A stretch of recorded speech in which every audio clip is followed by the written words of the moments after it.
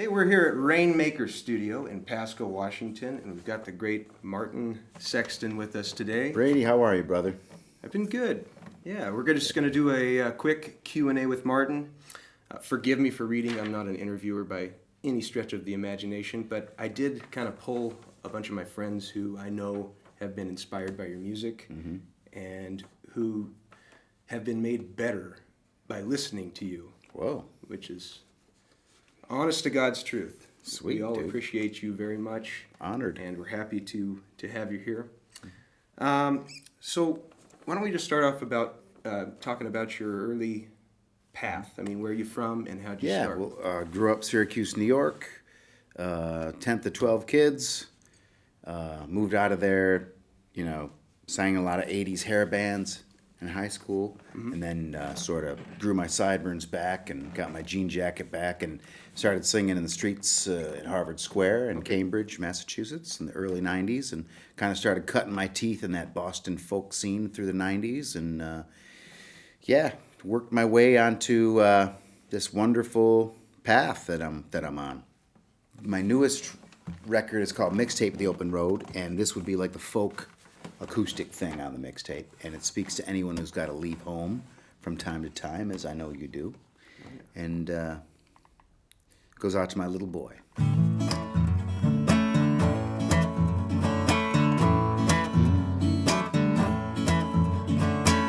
You see my car keys on the table, my traveling boots out on the floor, that shoe peeking around the corner, looking at my bags packed by the door. While I have to say goodbye, when I come home at your surprise, we're gonna drive your mother crazy. And now the grass may grow, and the wheels may change direction, but child, I need you to know this love I have is always set in stone. Set in stone. And now when I'm gone, if you hear mama crying, you hear angry shouting on the phone, just remember, child, we'll try to keep our house a happy home. And while we may fuss and fight, your mom and I are gonna be alright, yeah. We'll be making up till Sunday morning. And though the storms may blow out, those clouds make way for sun, child, I need you to know this love I have is always set in stone. Set in stone. Oh, even if I'm miles and miles away, past Pluto and the Milky Way, never be alone. My love is set in stone.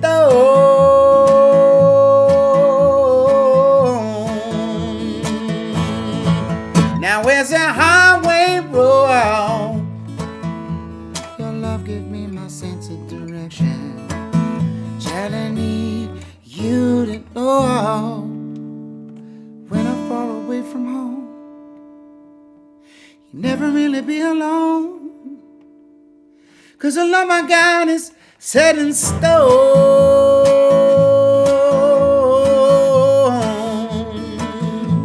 Set in stone.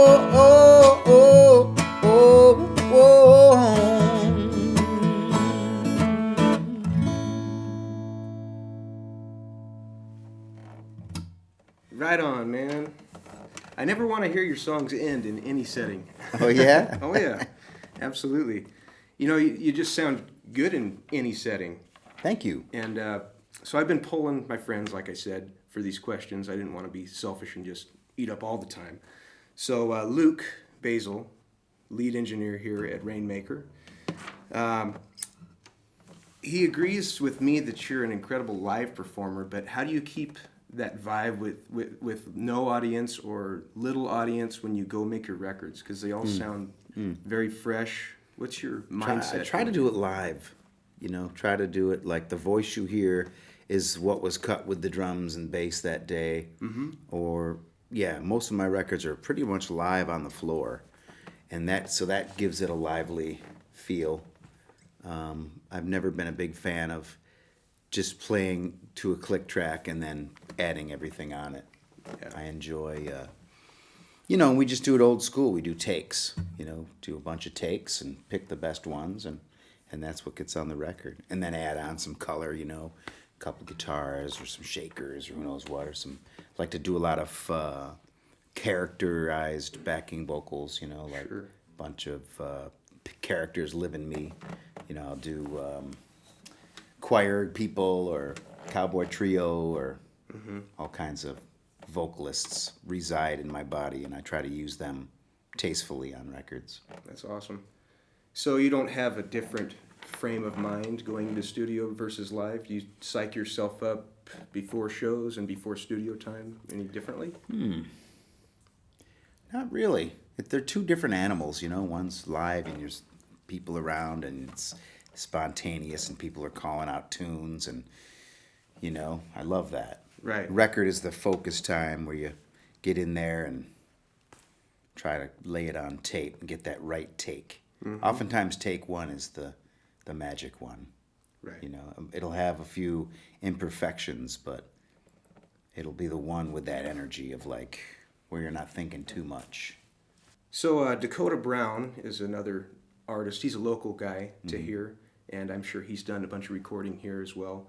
But he just wanted to know, is there any live performance in your memory that stands out as like the favorite one, maybe 20 years ago or maybe yesterday? I can't say.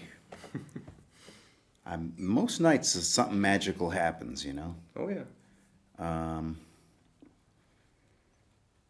Although I remember one night I was in the Hamptons at the very tip end of Long Island. And there's a little room there called the Stephen Talk House. And I would do it in the summer. And I was there with a drummer. And we start the gig, and boom, the whole place loses power. Like the whole town lost power.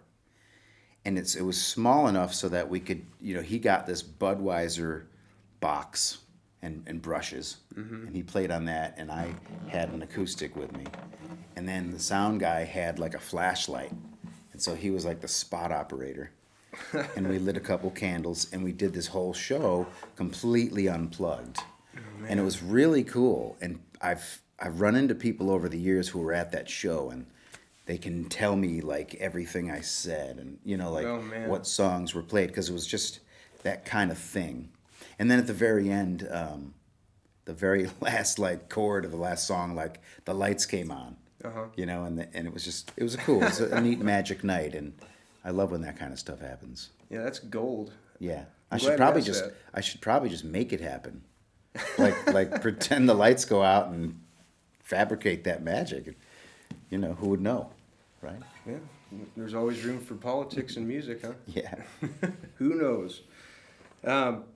So Taryn Cross is a female singer that used to be my roommate back in 2009, I think, and that was just after I had seen you in Walla Walla for the first time. Oh. And so, man, I bought your solo album and Seeds, I think. Oh, cool. And I took those home, and the solo album has that DVD with it. Oh, yeah. And I plugged that in, and I said, Taryn, you got to watch this guy. You got to listen to him. And she was one of those, she just jumped right on the bandwagon. It's like, man, that's like the best I've ever heard. Sweet, dude. I need to pay you royalties. You're Hey, turning all these people onto my music. I'm doing what I can, Yeah. man. So Taryn asks, do you find yourself writing things that you think people would like to hear, or do you write for you and people can take it or leave it? How do you feel about that? Kind of write for me, I guess. I've written a couple songs where I was trying to be like cheesy.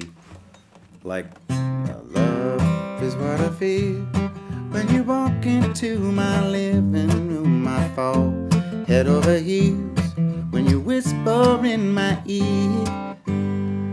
And like we tried to write a cheesy pop song. And I actually like it. It's called Stick Around. It's on the Sugar Coating record. But I generally write for just, I don't know, like stuff comes up, in my life. I don't write I don't write for like, oh, I got to write this because I want it to be on the radio. Sure. I mean, I try to keep it in a pop format and try to keep it around 3.5 minutes. Okay. Just because the human song attention span is pretty much that's right where it is. But yeah, I just write from experience, and like that last song was for my son, and because I got to leave home, and no matter what happens in the world, there's so much changing in the world. Oh yeah. But what never changes is that love we have for our friends and family. So I just try to keep it real, try to keep it honest. When I'm not being honest, it shows, and it's just it's not pretty, So it's a good song is like an old pair of blue jeans. I think it just always fits, and the more worn it gets, the better. Do you know a good one when you hear it? Like when you first I think write I it? do. Yeah. You can tell. You can tell if Yeah. it's going to be live worthy. Yeah. Well, the live worthy thing it can be a good song and not necessarily be live worthy. Sure. But I definitely know after I play a song in a show whether it's live worthy, Sure. But even that changes too, like some nights something works, and then, I never have a set list either, so it's always just never know what I'm going to do. Yeah. That's perfect. So I've noticed that you're just good at the fundamental things, rhythm and pitch. Did you have to work super hard to get those down, and do you have to continue to work on them? I think rhythm and pitch really did come pretty natural to me. I've always had a sense of rhythm even as a kid, and I've never had a real need for pitch correction, even as a kid. So those ones, I think I can hear good. I have good ears, I think. Okay. And when you can hear, you can really know. You can monitor, like when something's going sharp or flat, or and I think it's just in my genes from my father or mother or somebody that I can have a sense of rhythm, carry a tune. Yeah, it looks natural. So I'm glad to hear that, actually. Yeah, and I've been doing it for 25 years, so Right. it definitely flows pretty easily. Cool. Well, I think we're about done. I got one more from Taylor Robert. I met Taylor in Boise around that same time when I first saw you. And, of course, I was spouting off about Martin Sexton again. And Taylor says, oh, yeah, I know that guy. In fact, I covered one of his songs. And so he does a nice cover of Freedom of the Road. And I got to hear him do it there at the fair. And he wants to know the personal scene behind that. Oh, yeah. That tune is all about my boy. He's grown up now. It's got about a couple things. I remember when I was starting out, I would open for guys who had been doing it maybe a little too long, and they were kind of burnt from the road. And I never wanted to be that guy, who was showing up just kind of playing and getting paid and leaving and not enjoying it. And so this song is about being that guy, a guy who's been doing it a long time and who's just kind of road weary, and he's got a son left behind that he's got to get in touch with, because he kind of left that back in his, whether it was addiction or irresponsibility or what. And so it's kind of half true. It's half true in that, I mean, I'm blessed to love my job still after 25 years. I still love showing up and playing. And I love being out of the road. Some people get sick of that. I don't. So I'm happy to report that. And it's about getting responsible, about hanging up your spurs and doing the right thing and being a father, and that's what Freedom of the Road is all about. Could I sing it? Sure. Yeah. Cool. In a westerly direction, this truck is my train. I've been driving and I've been wondering, what it is I'm running from again. And feel like an 80-year-old man holding on to 29. And up ahead on that horizon is the California line. I've had enough of my freedom of the road. Never was good with decisions. Oh, that's what I'm told. Yeah. Up ahead of trucks carrying a wide load. A prefab house cut in half.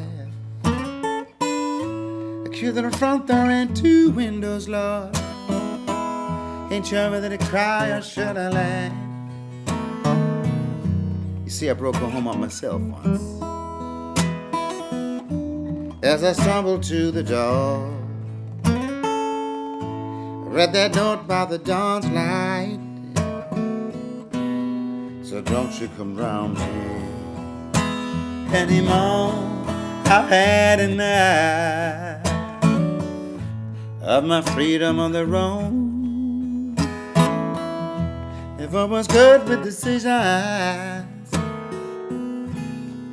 All this while I'm told, holding on to my ticket, 'cause one day I'll pay my toll. Magic road grant this freedom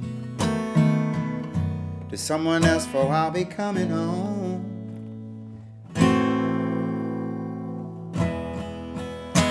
I know, yes I know, there'll be no more pay-per-view movies in these economy motels. No more trash in the backseat from Burger Queen or Taco Hell. No more playing my trump card for the ladies in the lounge. Think I'll leave a little something for the next traveling maid in this ground. And I mean it just I do.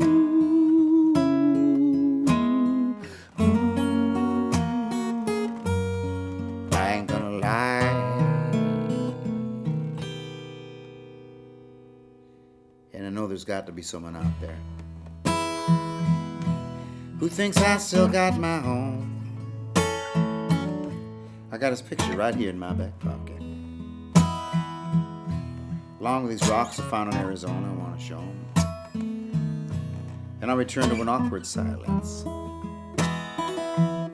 There's so much work I've never known, but I pray if I could make these amends, maybe then I could regain that trust of my long-lost son. Here come child. Had me enough, child, have my freedom on the road. The Lord gonna come and help me before I grow old. I'm holding on my ticket.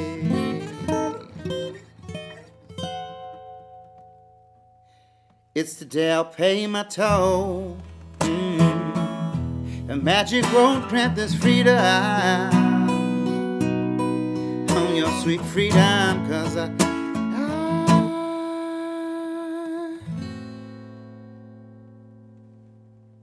coming home. Coming home. Clap for that. Thanks, Martin, for playing that. That is a very special song to all my buddies. Oh, sweet, man. Well, that's about it, guys. Brady Goss here with Martin Sexton. Sold out show in the Scarlet Room in Pasco, Washington tonight. Congratulations, man. Thank you, brother. Thanks for having me. Mm-hmm.